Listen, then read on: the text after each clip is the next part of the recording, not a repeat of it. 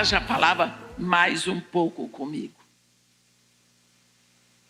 Depois, lá pelo mês de julho, final de julho para agosto, um dia eu estava limpando o terceiro andar da casa, que eu detesto limpar a casa. Eu posso cozinhar para 1000 pessoas, lavar roupa, passar, mas limpar a casa me dá até depressão. Na minha casa eu não mexo em nada. Eu só tenho as minhas coisas. A faxineira vem e encontra como ela deixou, ela só limpa. Para não ter que... Eu não consigo, eu não gosto. Bem, mas eu gosto de tudo limpo.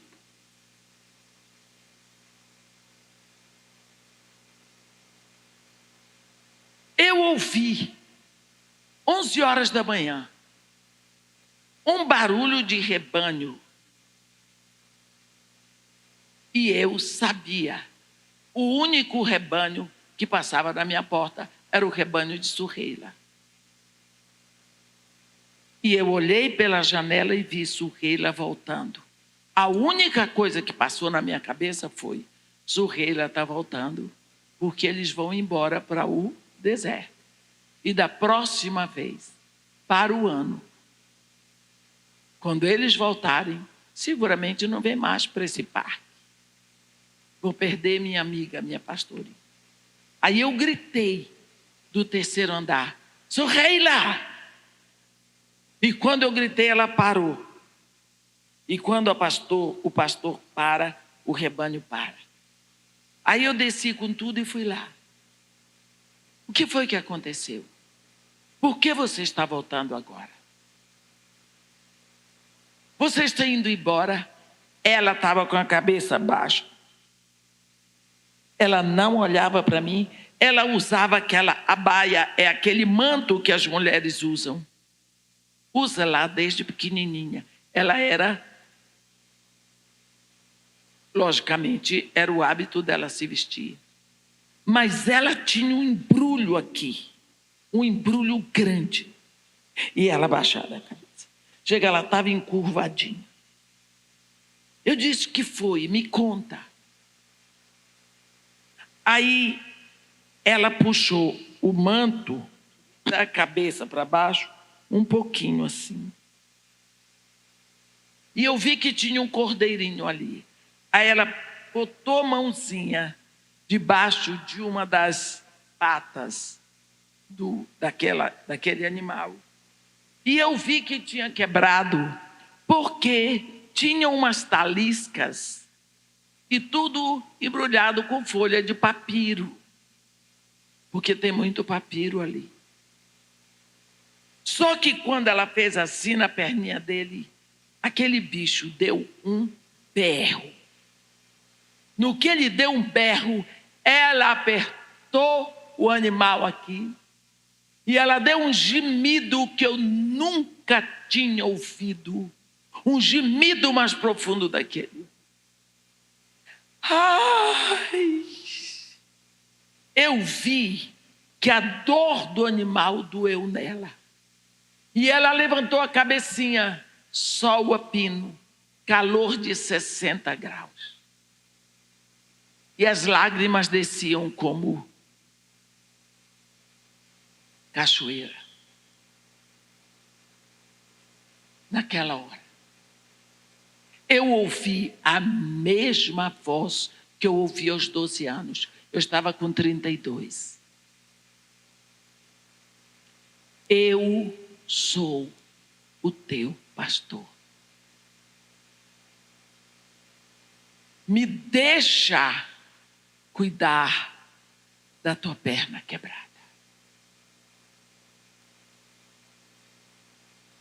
Eu sei que eu entrei em casa. No outro dia, a Suheila foi para o deserto. Continuou indo para o deserto, não, para levar o rebanho dela. Mas quando eu tomei consciência de mim mesmo, eu estava ajoelhada no centro da sala da minha casa. Há anos eu não orava. Há anos eu não me ajoelhava. Eu não tinha uma Bíblia. Eu não tinha um cantor cristão. Eu não tinha perto de mim nenhum pastor, nenhum crente. E ali eu fiz a seguinte oração: eu sei quem é o Senhor. Se o Senhor me levar de volta para o Brasil, eu lhe prometo, eu vou fazer a sua vontade. Estávamos final de julho. No dia 22 de setembro começou a guerra Irã-Iraque. Do 3º para o 4º dia de guerra, nós conseguimos fugir pelo deserto para alcançar o Kuwait. Fiquei 6 meses no Kuwait e vim para o Brasil. A Petrobras pediu para o meu marido ficar servindo a Petrobras no Rio de Janeiro. Minha primeira aquisição foi uma Bíblia. Eu procurei onde existia uma igreja de língua inglesa que fosse anglicana. Porque, para mim, igreja tinha que ser anglicana. Parece que Deus só sabia falar inglês. Porque os hinos que eu sabia eram em inglês até hoje. Até hoje eu continuo frequentando a igreja anglicana. Eu vou dizer para vocês, eu comecei a comer a Bíblia como nunca. Me rendi a Jesus Cristo.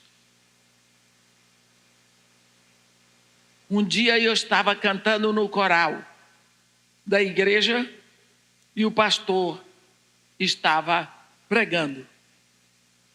E ele estava pregando naquele momento em que Jesus Cristo entra na casa de Simão, o fariseu. E de uma hora para outra, ele usou a palavra de Jesus: Simão, vês esta mulher? Só que quando ele disse, vês essa mulher, ele estava apontando para mim. Naquela hora eu senti como um raio de luz que entrou e me cobriu toda. A igreja ficou toda pegando fogo. E eu fiquei parada. Nunca mais eu fui a mesma mulher. A primeira vez que eu preguei, todos me convidaram. Meu marido não queria saber disso, porque mandou construir uma casa em Búzios e precisava ir para Búzios todo final de semana. Foi minha filha e meu filho que pediram a ele: papai, pelo amor de Deus, não. Pelo menos dá de 15 em 15 dias para nós irmos para a igreja, porque a minha filha passou a ser professora de escola dominical. E era assim, desse jeito. Só que, à medida que eu ia ficando cheia do Espírito, o meu relacionamento com meu marido ia piorando. Porque ele não queria saber. Um dia, eu fui convidada para fazer um curso de liderança cristã em Singapura. Ele disse para mim: eu não pago.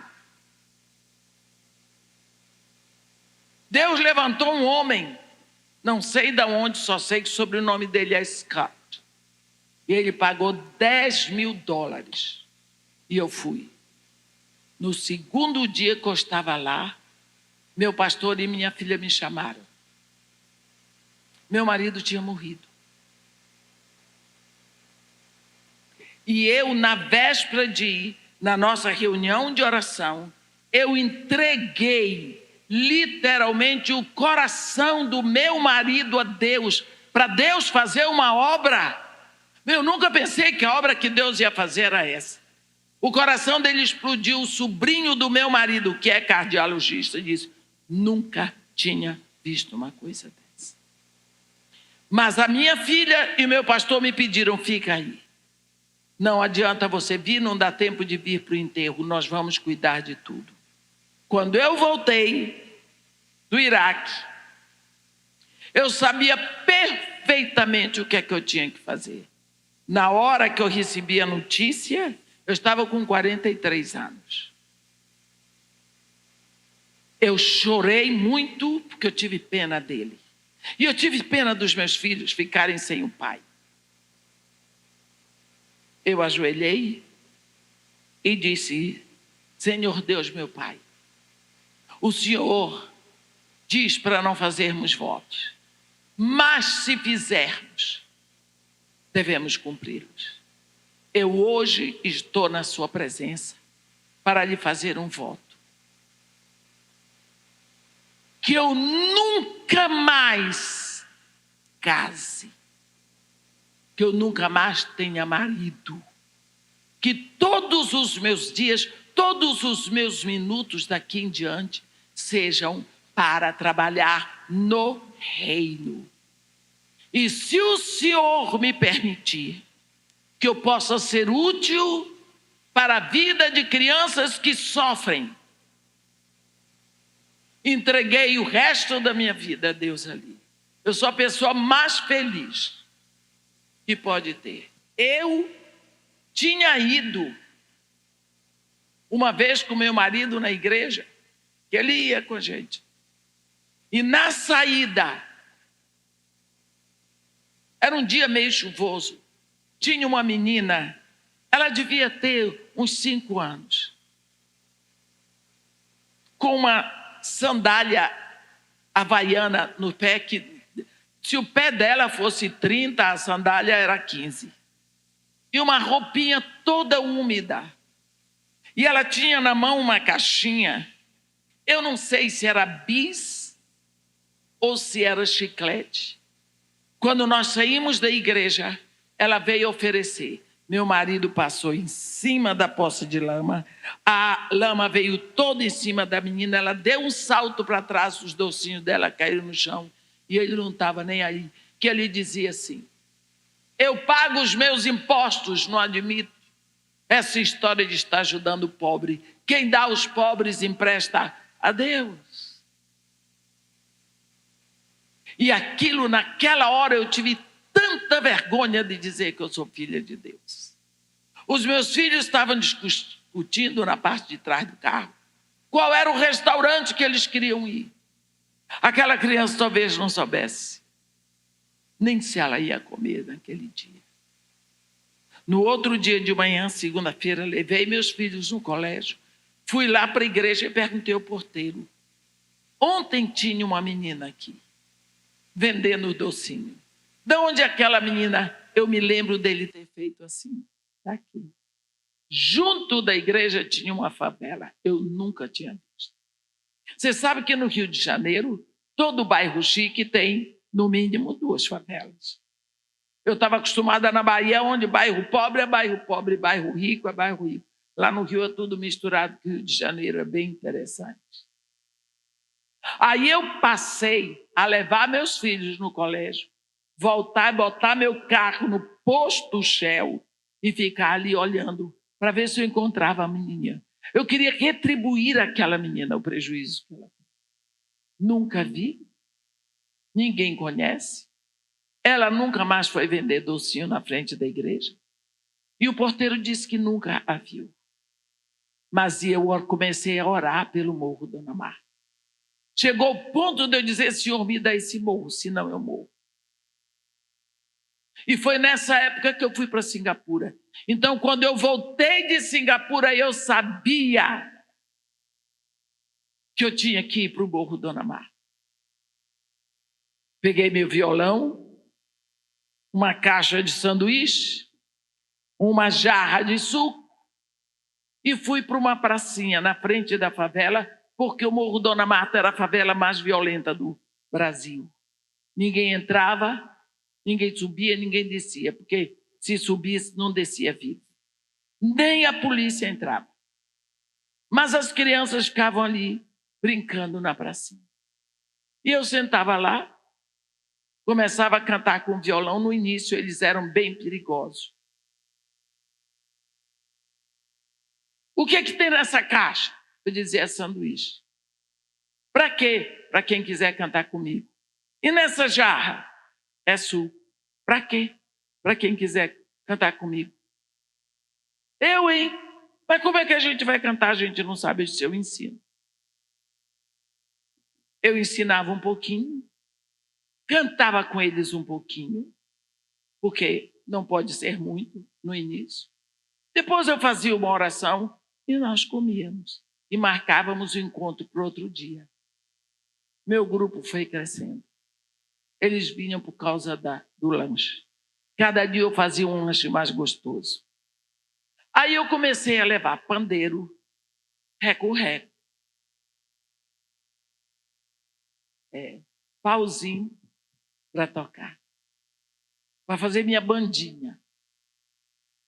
E comecei a demorar um pouquinho mais na oração. Até um dia que faltou o menino que tocava pandeiro. Ele tinha um irmão e uma irmã. E eu disse, mas cadê? Aí ele está em casa com dor de garganta e febre. Quem está tomando conta dele? Ah, não tem ninguém. Minha mãe está trabalhando. E eu estava jejuando para Deus abrir as portas para que eu pudesse entrar na favela. Eu disse, será que nós não podemos ir lá? A senhora vem? Eu disse, se vocês me levarem. Um pegou a caixa de sanduíche, o outro a jarra de suco, o violão, e eu subi o Morro Dona Marta. Parece que eu estava subindo os degraus do Palácio de Buckingham. Nunca mais desci. Fiquei ali.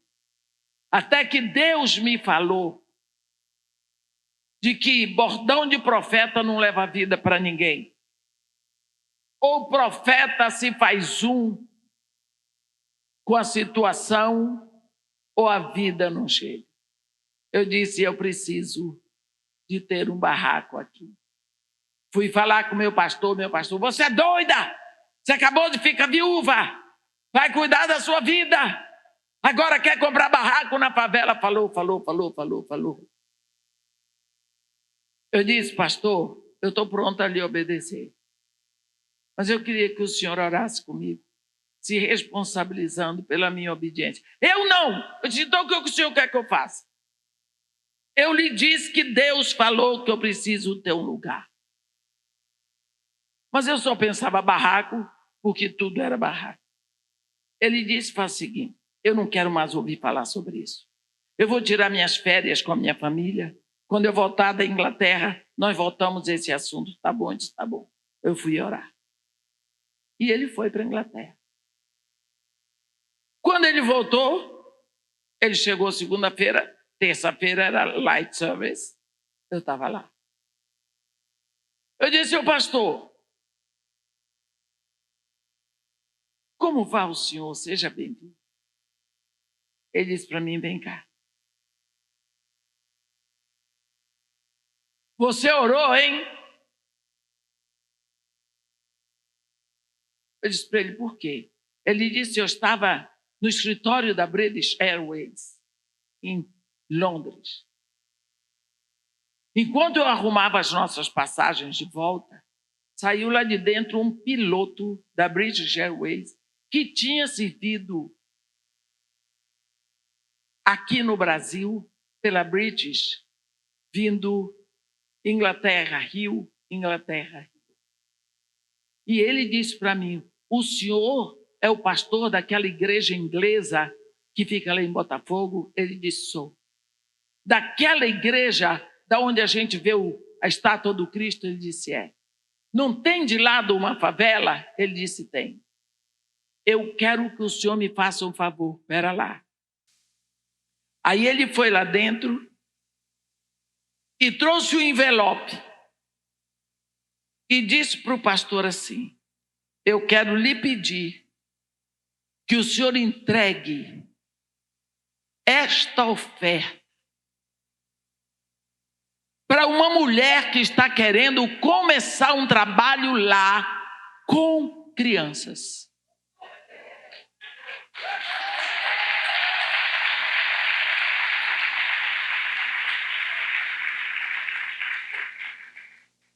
O meu pastor disse, ele só faltou dizer o seu nome. Tome, a oferta é sua. Eu disse, não vai ficar na minha mão, vai ficar na sua. Eu vou procurar o barraco para comprar.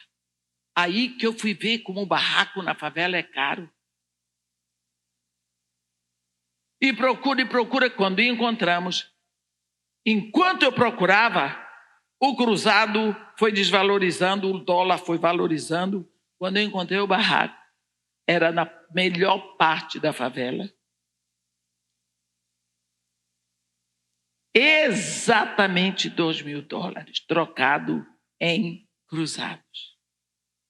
Levei o homem, seu Carlos, lá no pastor. O pastor orou, trocou o dinheiro, pagou o homem. Mas agora eu precisava de 20% do valor do barraco para pagar para a associação de moradores. Eu não tinha um tostão. Aí, no outro dia, eu vou para a associação de moradores. Estava na frente um homem chamado Moacir. Seu Moacir. Eu disse para ele, bom dia, seu Moacir. Ele disse, bom dia. Eu disse, seu Moacir, eu estou aqui. Ele disse, eu já sei. A senhora comprou o barraco do seu Carlos. Eu disse, é. E eu tenho que registrar aqui. Mas eu tenho que falar com o presidente, porque eu sei que eu tenho que pagar 20%. E no momento eu não tenho o dinheiro. Queria ver como é que vai fazer. Ele olhou na minha cara e disse, o presidente agora sou eu. A senhora não vai ter que pagar nenhum tostão. Eu disse, por quê? Ele disse, esta noite mataram o presidente, a esposa do presidente e a secretária do presidente, que era minha filha. Olha, quase eu gritei aleluia.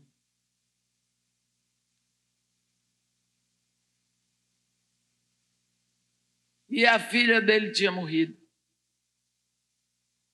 Comprei o barraco. Eu estava numa alegria.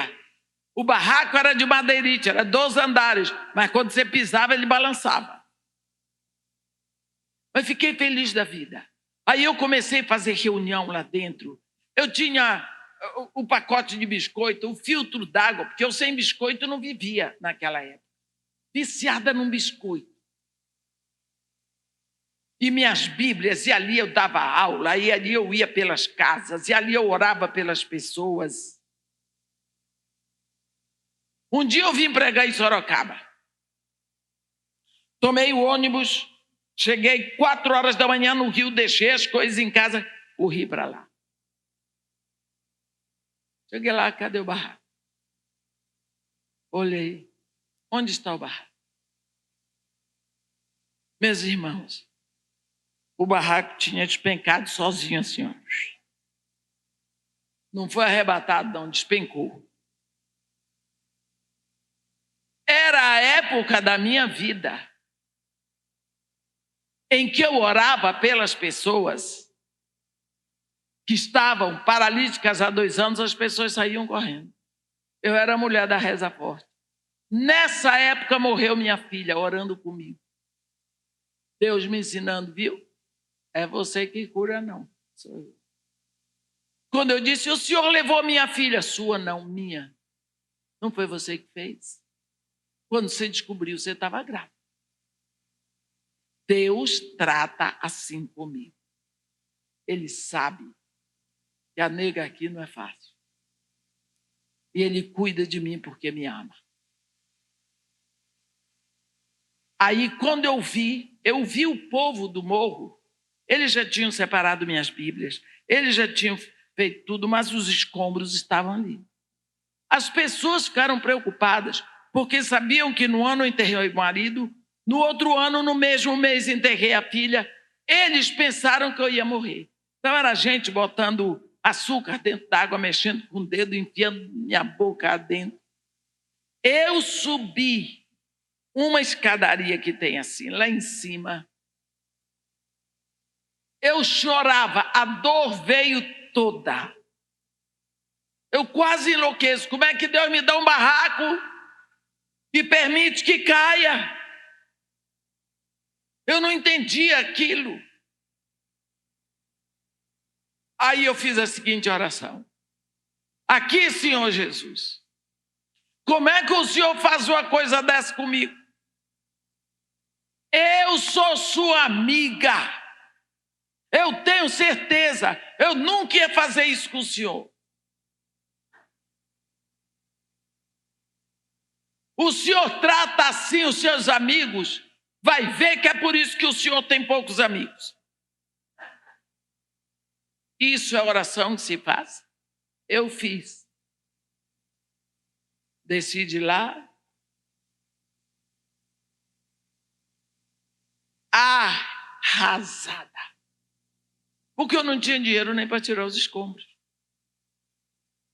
Sem saber o que eu ia fazer. Fui lá no pastor.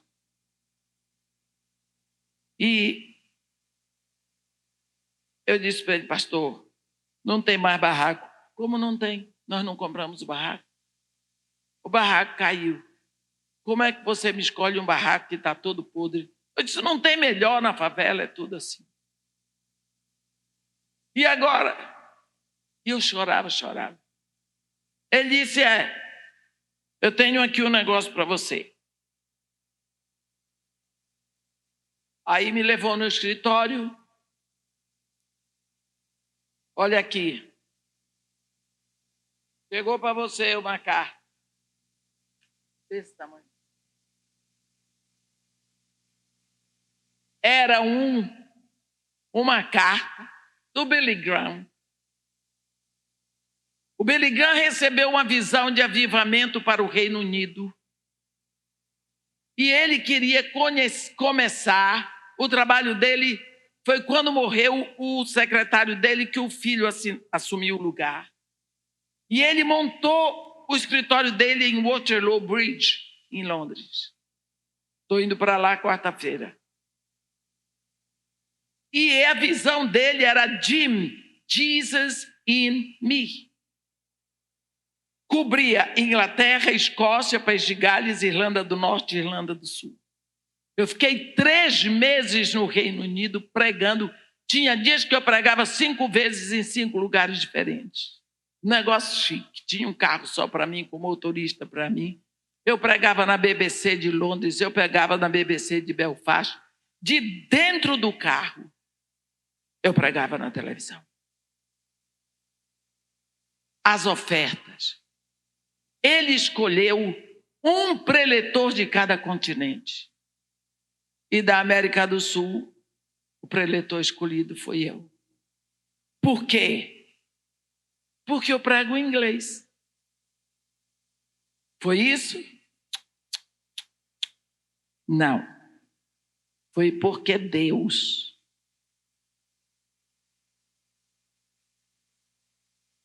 foi que nós lemos. Deus escolheu as coisas loucas do mundo para envergonhar os sábios. E escolheu as coisas fracas do mundo para envergonhar os fortes. Deus escolheu as coisas humildes do mundo e desprezadas. E aquelas que não são, para reduzir a nada as que são. Deus não escolheu muitos de nobre nascimento. Então, primeiro jantar que eu fui, eu recebi um cheque de 5.000 libras esterlinas. Eu depositava as ofertas na conta da minha igreja em Londres. Meu pastor pegava o dinheiro aqui, mandou tirar os escombros, comprou mais 2 barracos do lado, começou a construir o que hoje é a casa de Maria e Marta.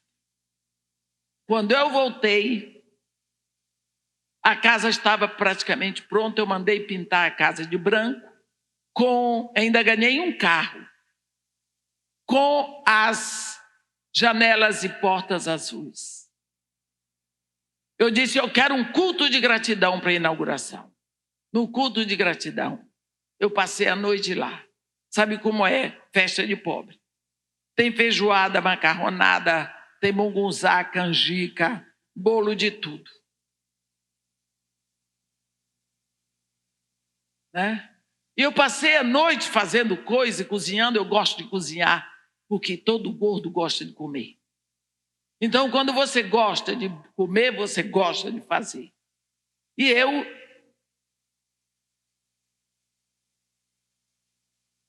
Quando eu botei a última assadeira no fogo, eu acendi todas as luzes.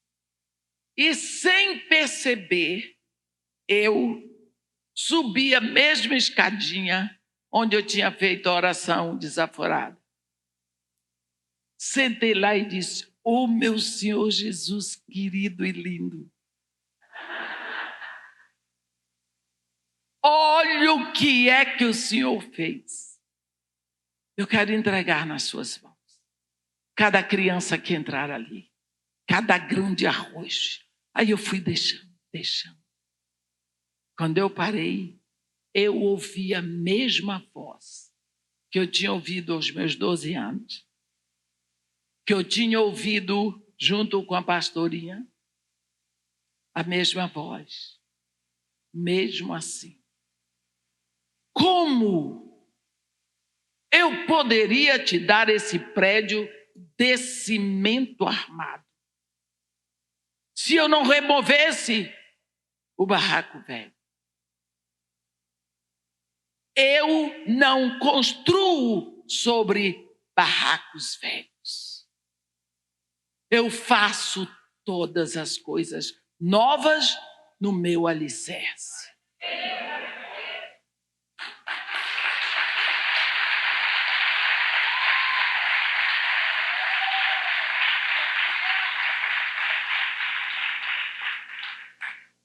E lá dentro do meu coração, eu disse: Senhor, esqueça tudo aquilo que eu disse. Na hora, o Espírito disse dentro de mim: o barraco velho era você. Tem que morrer. Tem que ser retirada, para que a construção de Deus se faça. Então eu disse para ele: Senhor, continue arrebentando. Continue fazendo a sua obra. Nunca se importe com as minhas lágrimas. Só uma coisa eu lhe peço: que eu nunca venha me apartar do Senhor. Porque a pior coisa que existe é desprezarmos a sua presença. E eu não sabia que a casa de Maria e Marta, porque é fé e obras, ia ficar do jeito que ficou. Até hoje, Deus me deu um ministério que a primeira vez que eu fui chamada para uma conferência onde eu ia dizer como é o curso de liderança cristã em Singapura. Eu cheguei lá para falar como era o curso lá em Singapura. Saí de lá com 16 convites para pregar. Nunca mais a minha agenda teve folga. Há 30 anos. Não tem folga na agenda. É porque eu sou bacana? Bem, eu sei que eu sou bonita. Se eu não disser, ninguém diz, tem que dizer. É que Deus me levantou para trabalhar, para ganhar o dinheiro, para sustentar as crianças. Porque a minha pensão eu tenho. Meu marido era engenheiro nível 4 da Petrobras. A pensão que eu tenho dá para eu viver fartamente. Mas eu preciso prover. Foi isso que eu pedi a ele. Que me desse o privilégio de trabalhar para prover necessidade de crianças que vivem em condição de risco. E Deus tem me abençoado. E tem me abençoado fartamente. E o que Jesus tinha dito: eu te enviarei a várias nações, e muitos povos se converterão a mim. Eu não sei dizer para você quantas nações eu já fui pregar. Bem, semana que vem eu viajo quarta, eu prego quinta, sexta, sábado e domingo na Inglaterra, e segunda eu já prego, eu já venho para o Brasil. Que eu saiba, ano passado eu saí muito mais, esse ano eu cortei. Setembro, Estados Unidos, outubro para Israel, dezembro no Canadá, e assim eu vou. Eu tenho Índia, eu tenho Japão este ano, e também tenho Coreia e Bangladesh. Te enviarei a várias nações. Tudo está se cumprindo. Tudo está se cumprindo. Nunca perguntei quantos membros tem sua igreja. Me avisa, me chama, eu vejo. Se tiver vaga na agenda, eu aceito. Nunca perguntei, nunca exigi nada. Quando eu estou de jejum, eu falo para os irmãos: olha, eu preciso, porque eu não posso fazer o jejum normal, porque eu trabalho demais. Então eu peço. Fora do jejum, nada. Nunca exigi hotel, nem qualidade de hotel, nem carro, nem qualidade de carro. Nunca, nunca, jamais. E Deus tem levantado, através do meu trabalho, um sustento que nunca faltou nada da casa de Marimar. Eu tenho 6 funcionários, todos de carteira assinada, pagando todos os encargos sociais. Toda a roupa que as crianças vestem, desde a roupa interna, cuequinha, calcinha, tudo, sapato, meia, tudo, material escolar, só eu que dou. Então, não posso dizer que as ofertas são tão pequenas, mas eu conheço o milagre de Deus. Mas eu não vou ao salão para fazer unha, nem cabelo, nem nada disso. E, na maioria das vezes, tudo que eu tenho eu ganho, até o carro. Até o carro eu ganho. Porque quem cuida de mim é o meu Senhor. O que eu quero dizer para vocês é o seguinte, para terminar. Há 5 anos atrás, morreu minha irmã, uma irmã minha que era dentista. E ela foi morrer no Rio. Porque ela descobriu a doença no interior do Pará, foi para lá, morreu. E nós tivemos que transportar o corpo para o interior do Pará. Foi meu filho e eu nunca tinha feito isso, nem meu filho. Meu filho é dentista, dá aula na universidade, a esposa dele é dentista também. Fizemos tudo. Levamos corpo, fizemos tudo. No dia do enterro, que foi de manhã, foi o dia seguinte que chegou o corpo, eu disse, olha, enquanto vocês ficam aqui conversando, eu falei com os meus irmãos, eu sou caçula temporã. Eu disse para vocês que quando eu nasci, meu irmão ia fazer 21 anos, o mais velho. Eu vou logo pagar a funerária, as flores, tudo mais. Porque o meu filho foi dormir, nós não tínhamos dormido a noite toda. Quando eu voltei, que eu entrei, eu vi o meu irmão mais velho, Ronald Hazelmary, Cedric, o segundo, David, o terceiro, Owen e Agnes. Sentados, olhando para mim. O rosto é de quem tinha chorado, sim. Mas eles olharam para mim de vez. Eu disse, ei, vocês estavam falando de mim. E pode dizer o que é que vocês estavam falando. E o meu irmão Owen disse para mim, Edi, que eles me chamam assim, Edi, que era assim que papai chamava. Nós estávamos falando aqui. O que seria de nós hoje se tu não tivesses nascido?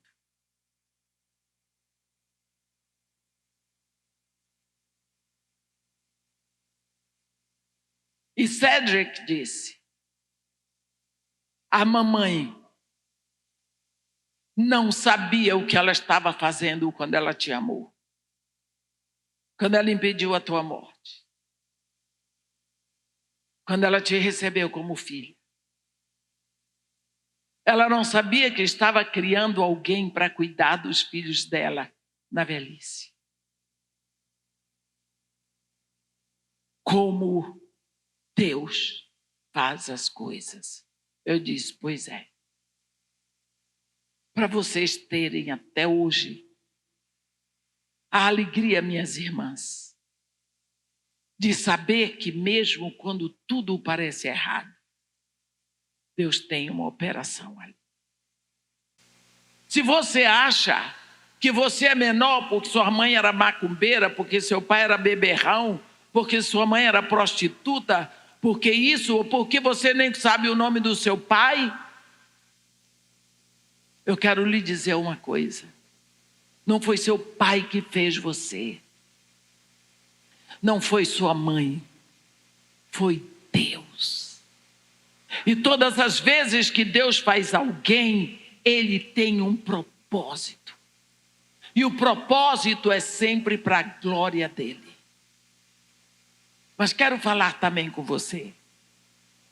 Quem sabe você não aceita o erro, o pecado do seu marido. Quem sabe você não perdoa uma traição. Quem sabe você tem dificuldade de aceitar um irmão seu que nasceu fora do casamento. Eu quero lhe dizer uma coisa. Você não sabe qual é o propósito do Deus que criou os céus e a terra. Às vezes você está se batendo contra o Deus Altíssimo. Abra o seu coração para rejeitar o pecado e amar o pecador. A coisa pior que pode ter acontecido, a maior dor que pode ter acontecido na casa do meu pai, foi a hora que minha madrasta descobriu que tinha sido traída e que o marido dela tinha se juntado a uma mulher mais linda, muito mais jovem e branca. Pense como é que os meus irmãos se sentiram. Olha a humilhação, olha o problema, e agora? Mas ela era uma filha de Deus. A minha história deu certo porque Deus botou ali um espírito cristão, que foi a minha madrasta. Não foi minha mãe, foi a minha madrasta. E tudo deu certo. E ela manteve o casamento e o lar e os filhos. E ela sempre foi honrada. E eu a honrei até o final. Eu quero lhe pedir hoje, se você tem que liberar o perdão e abrir o seu coração para amar uma pessoa que não chegou na sua vida pelas vias que você desejava, saiba que ela chegou pelas vias da vontade de Deus. Eu posso ter sido rejeitada pela família da minha mãe, sim, porque eles eram brancos. Eles são brancos. Mas não pela família do meu pai, porque minha madrasta ensinou para os filhos sua irmã. Que mulher! Que mulher grandiosa! Todas as vezes que eu penso no exemplo de mulher, eu penso nela. Eu fui pregar o primeiro congresso de mulheres cristãs do Haiti, depois do grande terremoto. Ora, o Haiti é no Caribe. E quando eu vi aquelas mulheres entrando, todas pareciam com a minha madrasta. Meu pai tinha 1,97 m, ela tinha 1,55 m. Negras, cabelo que nunca foi alisado.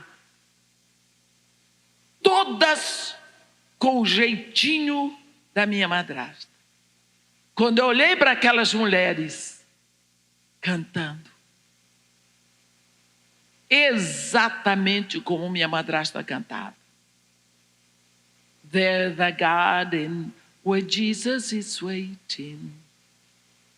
Conhecem assim? There's the place that is wondrously fair, for it glows with the light of His presence. There's a beautiful garden of prayer. Eu não tenho mais voz para cantar, tanto falar. Vocês conhecem assim? Alguém aqui foi batista? Então você sabe. Oh, how beautiful garden, the garden of prayer. Oh, the beautiful garden of prayer, where my Savior away, and He opened the gate. Todas cantando, eu não sei o hino em português. Eu olhei, sabe o que eu vi? Eu vi Deus tirando uma caribenha, levando ao Brasil para cooperar com Deus, salvando a minha vida, me encaminhando para Jesus, para que um dia eu voltasse para o povo dela para falar do amor de Deus. Eu vi a restituição. E eu que sempre oro pedindo a Deus para não chorar enquanto eu prego, eu não me controlei.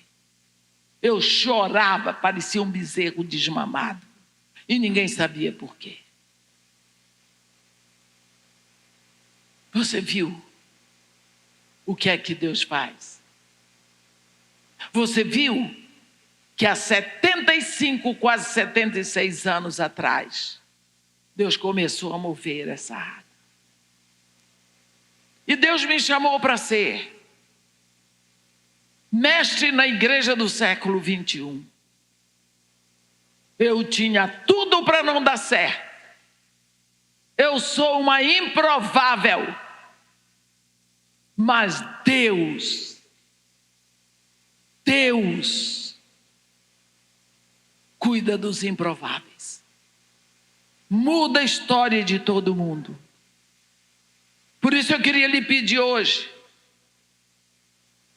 O meu testemunho não é um testemunho de quem veio das drogas, de quem veio da prostituição. Nunca tive outro homem. Nem antes, nem durante, nem depois do casamento, nem quero. Também ia ser bonito querer agora. O que eu quero lhe dizer é que eu vim do império das trevas, eu vim de um câncer horrível chamado orgulho, soberba, vaidade. Por quê? Por causa de uma dor e uma ferida maior que existia lá dentro. Nós precisamos abrir os olhos para não estarmos paparicando orgulhosos dentro da igreja e botando para fora os adúlteros. Ficamos dentro da igreja com os invejosos, os ciumentos, os maledicentes. Mas se alguém caiu em adultério, chuta. Fazemos distinção entre pecado e pecado. É preciso que nós saibamos que o princípio do Evangelho é o amor.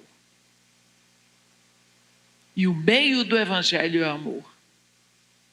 E o objetivo do Evangelho vai ser sempre o amor. Eu não vou pedir para vocês virem aqui na frente para eu orar. Mas eu queria que vocês ficassem onde vocês estão.